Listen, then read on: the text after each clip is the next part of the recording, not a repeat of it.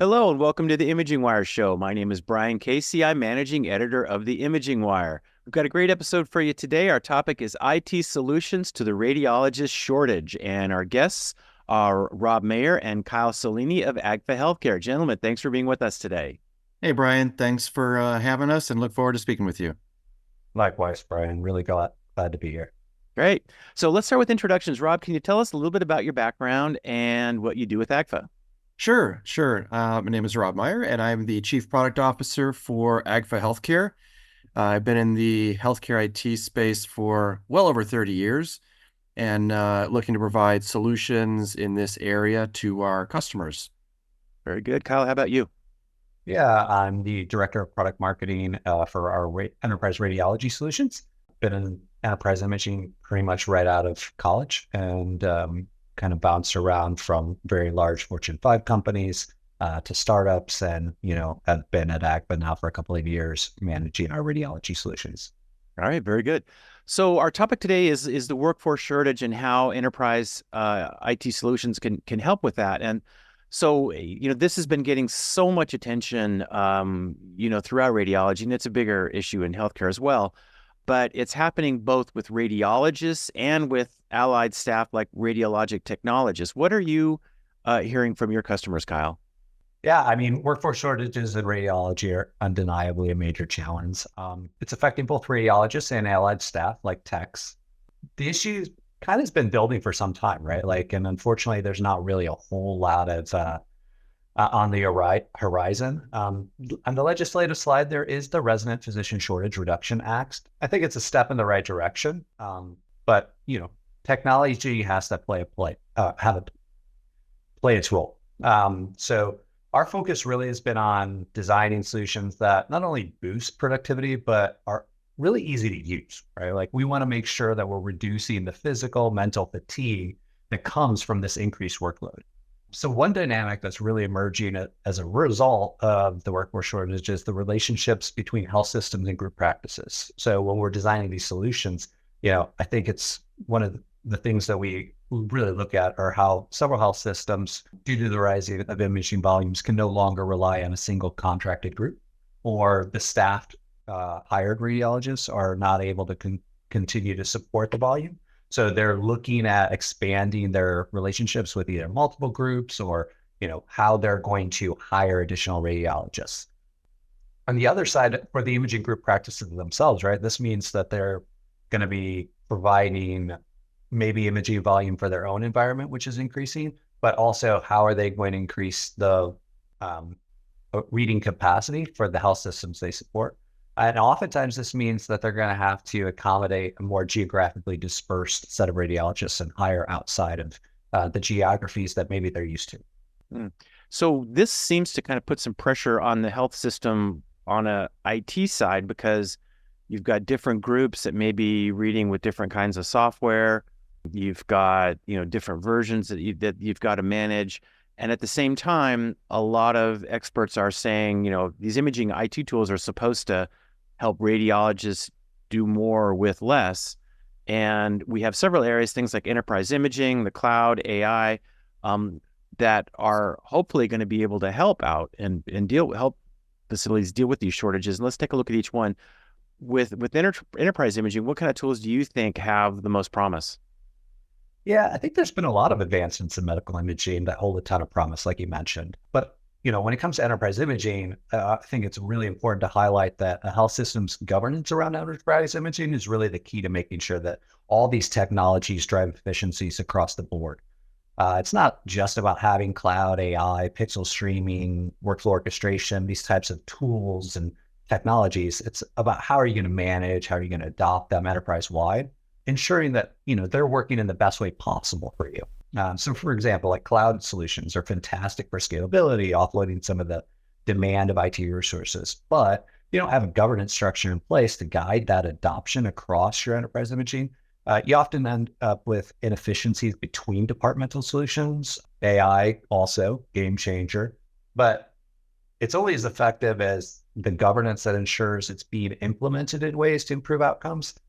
Oftentimes you're going to get requests from different entities within inside a health system to, pick and choose different AI algorithms, but how are those going to actually work to prioritize studies, distribution of studies? And so, like I said, pixel streaming too is great technology for geographic dispersion, allowing for greater remote reading.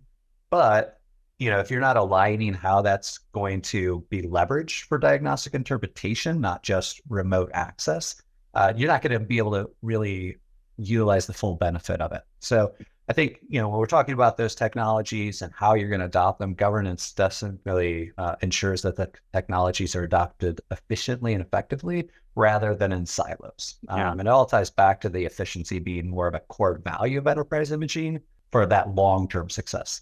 When you talk about pixel streaming, how exactly does that work? Yeah, I think pixel streaming, when we talk about pixel streaming, it's about moving the pixels and not having to do a full download of data. So for when images are accessed in remote locations, pixel streaming allows for pixel movement, not full jacket movement. Got it. I can see how that can be helpful. Now, Rob, workflow orchestration has been mentioned as one possible solution here. Can you talk exactly what is workflow orchestration and how it might work at a typical radiology practice? Yeah, that's a great question, Brian. So workflow orchestration is definitely a term that really gets thrown out a lot. But at its core, it's all about managing and automating the flow of tasks in a way that ensures the right work gets done by the right person at the right time. So in the practice of radiology, for example, it means, automating how imaging studies are assigned to radiologists based on factors like a subspecialty or availability, location, or more importantly, urgency. So for example, if a chest CT comes in that needs to be read urgently by a radiologist with thoracic expertise, that workflow orchestration system will automatically route that study to the right specialist, no matter where they're located. It can also prioritize the cases based on urgency, so critical studies are read first. And, in our eyes, really, modern workflow orchestration applications, like what we've developed at AGFA, really allow for different levels of how much your volume is and what you want orchestrated. For instance, many customers want to create more fairness, if you will, within their group by distributing certain studies in a round-robin approach. So everyone gets a fair share for certain types of exams while still allowing radiologists to self-assign for other cases. So many times you heard that referred to as like the cherry picking. Cherry pick, I was just going to say, yeah. While other customers may opt to orchestrate all of their volume, the end goal is to ensure that the radiologists are spending less time in multiple lists that they may reading, but really trying to determine which studies to read next. And really, it's all laid out in front of them, ready to go when they need it. Yeah, that's great. Now Kyle mentioned earlier that groups are using different, or hospitals using different groups or having readings happen from different sources. How do technologies like workflow orchestration help that process? It really allows a couple different things. So if you think about, bringing this up in how it ties back to what Kyle mentioned earlier is, workflow shortages and increasing trend in healthcare systems and groups and hiring remote staff. So again, workflow orchestration plays a really kind of a dual role in that. First, it allows the health system to intelligently distribute cases to all the radiologists, whether they're on staff, they're contracted, or part of a different group. And for larger radiology practices that serve multiple facilities, it ensures that the exams from all those sites are routed through a single engine, creating one unified work list, again, simplifying that for the users. They're not having to think about that. And then they work seamlessly regardless of where the images are acquired. And then lastly, it connects directly to pixel streaming. So with a fully integrated orchestration tool, the enterprise imaging system allows which cases the radiologist is going to read next, and it can pre-render the images so that they're ready to go, eliminating any delays. This combination of the workflow orchestration and pixel streaming within a single EI is what we would call 1 + 1 = 3, where the integration of technologies leads to even greater efficiencies and productivity. Nice. Now, another technology that we've been hearing a lot about is cloud. And we've been talking about cloud and radiology for a really long time, and it seemed like it was taking forever to get here. But it seems like attitudes are really starting to change in healthcare toward cloud. Are you seeing more openness about cloud and more interest in cloud among your customers? Yeah, most definitely. You're absolutely right. Years back, it was, healthcare, you would say, was sort of the last, domain for folks to take on cloud. EMRs did it, slowly the clinical systems did it. And now when you start thinking about, enterprise imaging, there's a lot of data.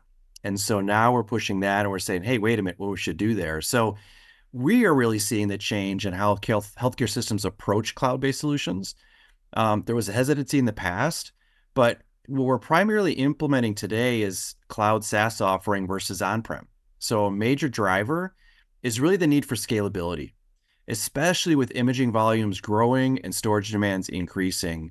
And a cloud provides this ability to be flexible and a way to manage the growth without large upfront costs of an on-premise hardware solution. And then the other big one that we don't want to overlook is security.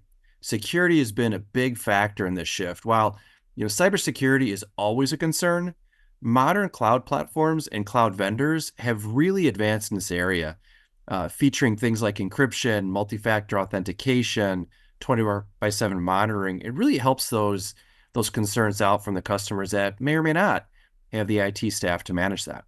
What is the benefit of cloud with specifically with as it relates to the workforce shortage? How can it help there?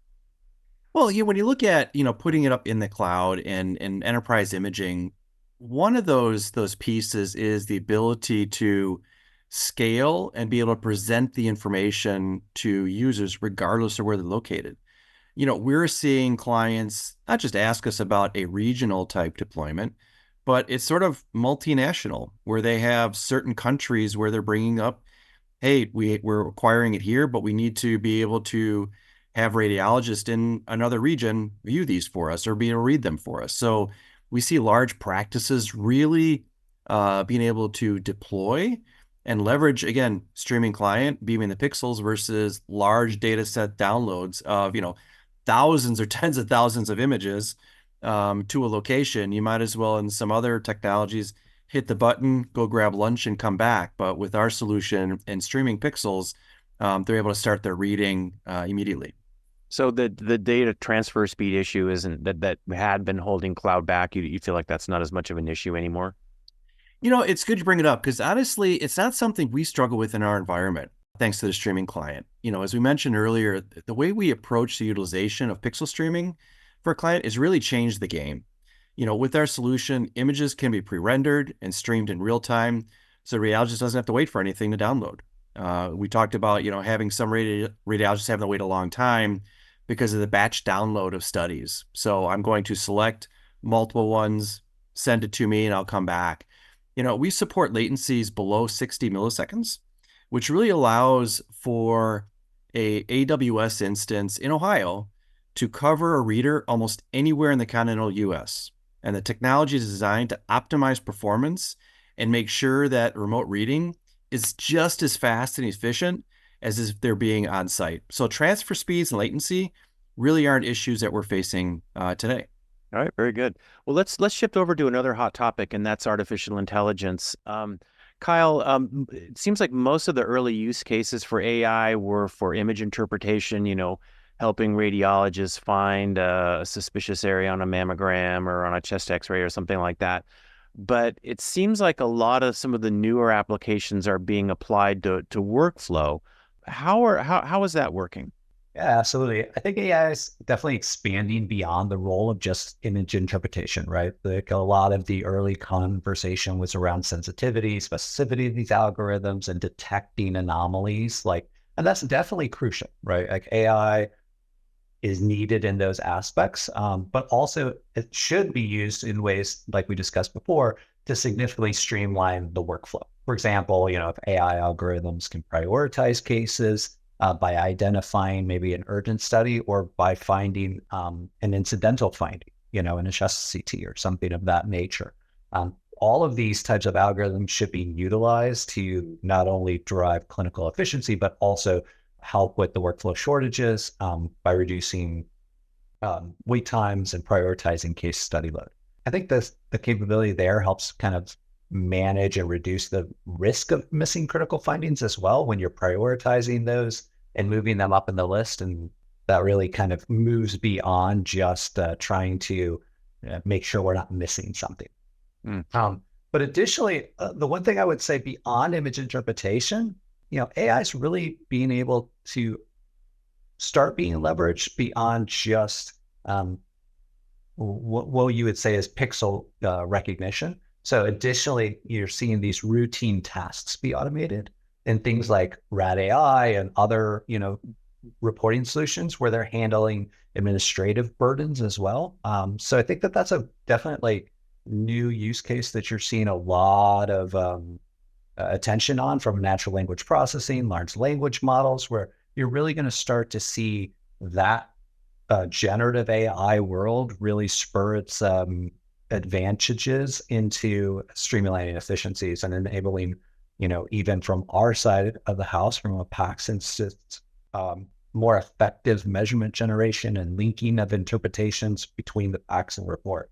So I think we're really just at the beginning of AI adoption in radiology, really just scratching the surface of how AI can really help alleviate those not only like the workload burden, but the fatigue of doing these interpretations. Yeah, it's going to be really exciting to see where this all sorts out. But is there a chance that we could be overwhelming the radiologist with too many choices with AI when you've got, 6 different algorithms for analyzing a chest CT for lung nodules, or multiple different algorithms for mammography? I mean, how can we help radiologists sort through all these options? Yeah, there's definitely no shortage of AI algorithms on the market, with more and more getting FDA approval, which is great, right? Like, I think it just really underscores really the necessity for workflow orchestration when integrating these into the practice, right? So taking an approach to how you're going to assess the algorithms and deploy them. You don't want to overwhelm radiologists by just the sheer number of applications and then figuring out which applications are handling which cases. So in that vein, I think for us at AGFA, we really believe that AI has to be a strong part of your enterprise imaging governance, right? Like you need to look at this strategically, ensuring that model selection, monitoring, analytics on utilization are done in the ways that are driving efficiencies and not confusion. For us at AGFA, we support the Ruby platform. So as an integrated approach to making sure that we are going and validating tools for chest CT, neuro, ICH LBO detection, for mammography, breast density lesion detection. We have algorithms for MS fracture detection and a few others.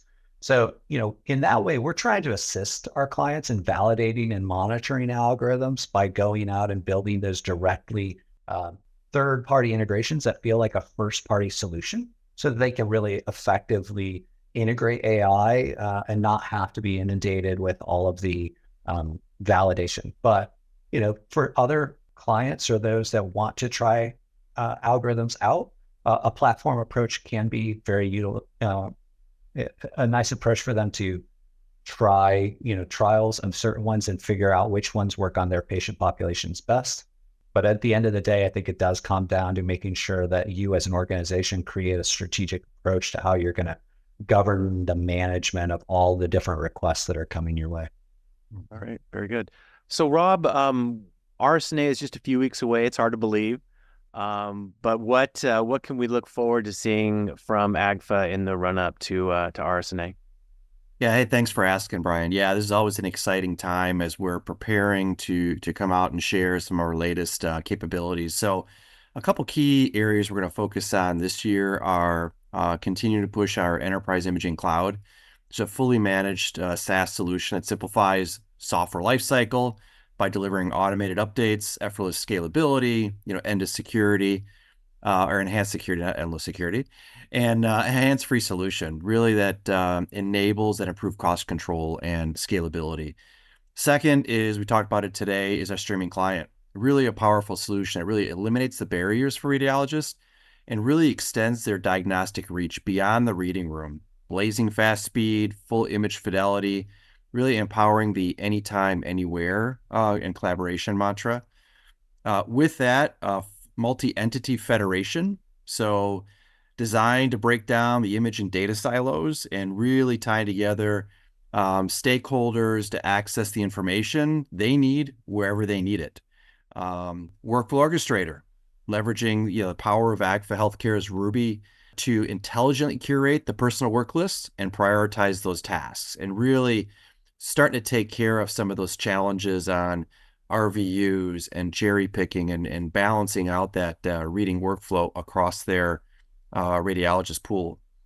Augmented intelligence, Ruby AI, the product suite that we have available, flexible platform, tailored integrations, etc.